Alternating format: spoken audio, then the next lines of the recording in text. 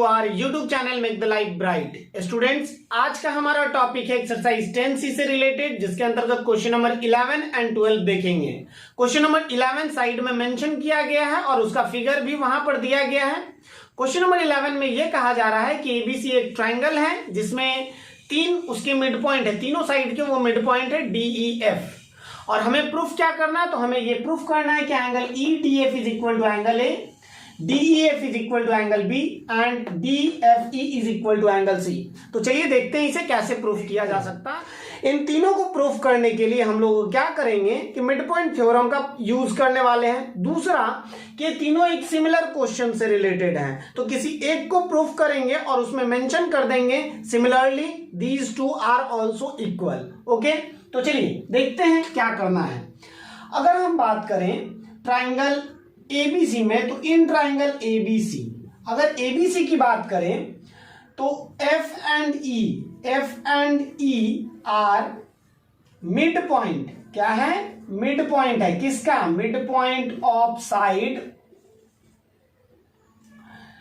AB and AC।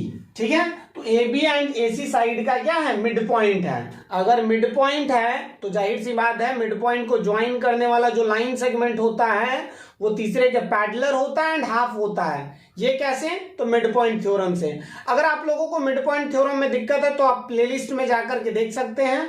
वैसे description में भी मिड पॉइंट थ्योरम का लिंक मेंशन है, तो आप वहां पर भी जाकर के देख सकते हैं। तो हम यहां से, अगर ये दोनों मिड पॉइंट है तो यहां से हम ये लिख सकते हैं कि FE जो है वो किसके पैरेलल होगा? BC के। एंड एक और कंडीशन कि FE जो होगा वो किसके इक्वल होगा? तो हाफ ऑफ BC के। ठीक है, अच्छा, अगर यहां पर FE जो है वो पैरेलल है BC के अगर पैरेलल है तो BD एंड C ये तीनों कैसा पॉइंट है? कोलिनियर है। कोलिनियर मींस कि when more than 2 points lie in same straight line then they are said to be collinear। तो अगर सेम स्ट्रेट लाइन में तीनों पॉइंट एग्जिस्ट कर रहा है तो अगर FE जो है वो BC के पैरेलल है, इट मींस कि FE जो है वो BD के भी पैरेलल होगा। तो हम यहां से BD लिख देंगे and FE is equal to, अच्छा, अगर D जो है वो BC का मिड पॉइंट है तो हम क्या लिख सकते हैं? BD, ये आप लिख सकते हैं, जस्ट अ मिनट, आप BC is equal to twice of BD लिख सकते हैं क्या? इसका ये डबल है ना, टोटल अगर BC के बारे में बात करें तो BD का डबल है। तो हम क्या करेंगे? 1/2 इंटू 2BD, तो ये 2 से 2 कैंसिल हो जाएगा। मतलब हमारे पास जो रिजल्ट आया वो FE इज इक्वल टू क्या आ गया? BD के इक्वल।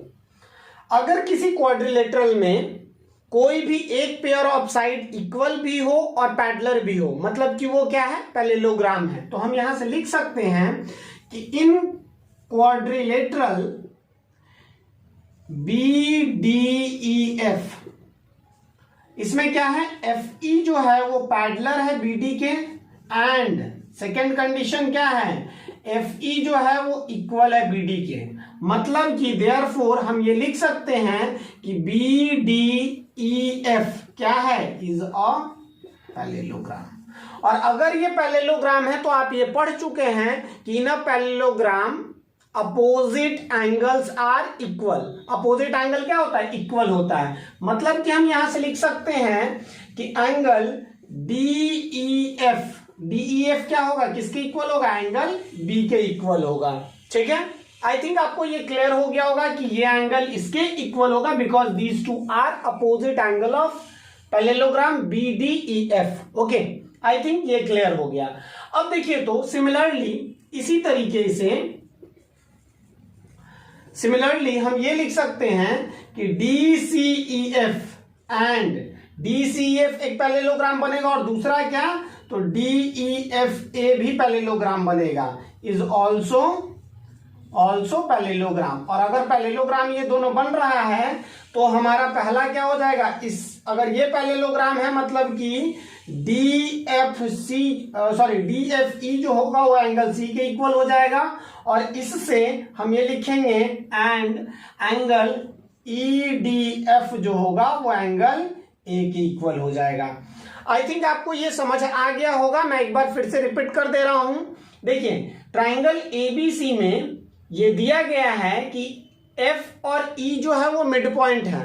तो मिड पॉइंट थ्योरम हमें यह बतलाता है कि मिड पॉइंट को ज्वाइन करने वाला लाइन सेगमेंट तीसरे साइड के पैरेलल और इक्वल होता है, तीसरे साइड के पैरेलल एंड हाफ होता है। तो तीसरे साइड के parallel and half, but BC के जगह पे मैंने ट्वाइस ऑफ बीडी यूज करा और 2 कैंसिल हो गया, तो F is equal to BD. और किसी भी क्वाड्रिलेटरल में any one pair of opposite side are equal and parallel and then they are parallelogram. तो वो पैरेललोग्राम होता है, तो यहां से पैरेललोग्राम ये प्रूफ हो गया।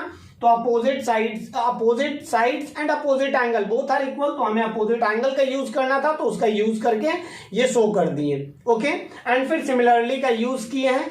आई थिंक आपको ये समझ आ गया होगा। चलिए हम लोग अब इसे इरेज करते हैं और क्वेश्चन नंबर 12 देखते हैं। 12 नंबर में हमारे पास दिया गया है कि एबीसीडी एक रेक्टेंगल है और इस रेक्टेंगल के चारों साइड का mid point E F G and H है।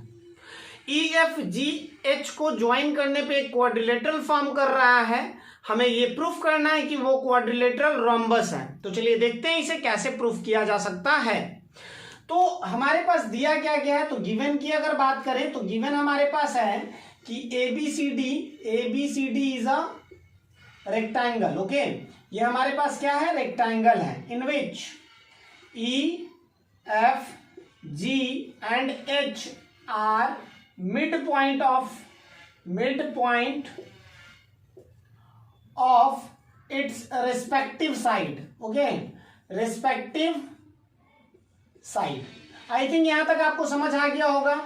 अगर हम गिवन के आगे बढ़े तो हमारे पास क्या प्रूफ, हमें क्या लिखना पड़ेगा, टू प्रूफ। हमें क्या प्रूफ करना है वो चीज मेंशन करना पड़ेगा, और हमें प्रूफ करना है कि ई F ji H is a rhombus. हमें ये प्रूफ करना है कि ये क्या है, रोम्बस है। तो कैसे प्रूफ करेंगे इस चीज को समझते हैं, लेकिन इस चीज के लिए हमें क्या करना पड़ेगा, कंस्ट्रक्शन करना पड़ेगा। कंस्ट्रक्शन क्या करना पड़ेगा कंस्ट्रक्शन में, तो हमें ज्वाइन करना पड़ेगा किसको, ए और सी को। ठीक है, तो ए और सी को हम ज्वाइन कर दिए। ठीक है, तो हम लिख देंगे यहाँ join A and C. I think यहां तक आपको क्लियर हो गया होगा। चलिए आगे बढ़ते हैं।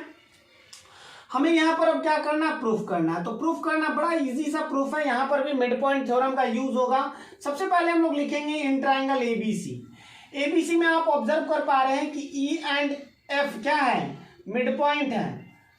ई एंड एफ आर यहां लिख दीजिएगा। ठीक है, मिड पॉइंट ऑफ साइड, कौन कौन से साइड का, तो A B and B C respectively. Okay, तो अगर ये मिड पॉइंट है तो जाहिर सी बात है यहाँ पर मिड पॉइंट थ्योरम अप्लीकेबल होगा। और मिड पॉइंट थ्योरम हमें क्या कहता है कि जो ईएफ है वो पैरेलल होगा एसी के, एंड दूसरा चीज क्या कहेगा, ईएफ जो है वो हाफ ऑफ एसी होगा। ठीक है, ये हमारा पहला इक्वेशन हो जाएगा बाय मिड पॉइंट थ्योरम। ठीक है, ये कैसे, तो by mid point theorem. I think यहां तक आपको समझ आ गया होगा। दूसरा अगर हम बात करें इन ट्राइंगल, अब ऊपर वाले ट्राइंगल में मतलब एडीसी, जो भी मैं नेमिंग बोल रहा हूं उस पर भी थोड़ा ध्यान देना है। ठीक है, तो अगर हम ट्राइंगल एडीसी की बात करें तो एडीसी में आप ऑब्जर्व करेंगे कि H and G and H are mid point. ये क्या है, मिड पॉइंट है। किसका मिड पॉइंट है, mid point of C D and A D. Okay, ये दोनों साइड का ये दोनों क्या है, मिड पॉइंट है। तो यहां पर भी फिर से मिड पॉइंट थ्योरम अप्लाई होगा और हम लिखेंगे GH is parallel to AC and GH is equal to half of AC। ये हमारा इक्वेशन 2 है और इसको हम लोग क्या लिख देंगे, बाय मिड पॉइंट थ्योरम। अब देखिए ये दोनों जो हम लोग दोनों इक्वेशन फॉर्म किए दोनों को कंबाइन करेंगे। आप ऑब्जर्व करिए, पहले मैं लिख देता हूं फ्रॉम इक्वेशन 1 एंड 2।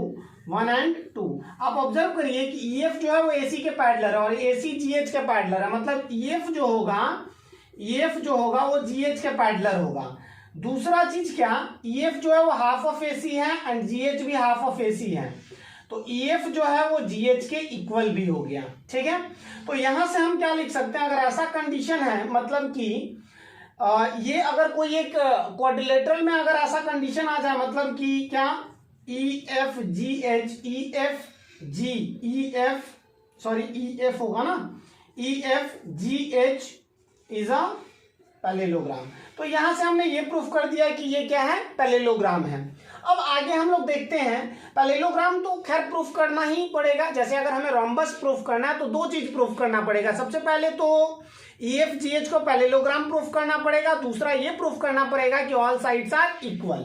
ठीक है, तो हम ये प्रूफ कर चुके हैं कि ये इसके इक्वल है और ये जो है वो इसके इक्वल है, मतलब कि EH जो है वो FG के इक्वल है।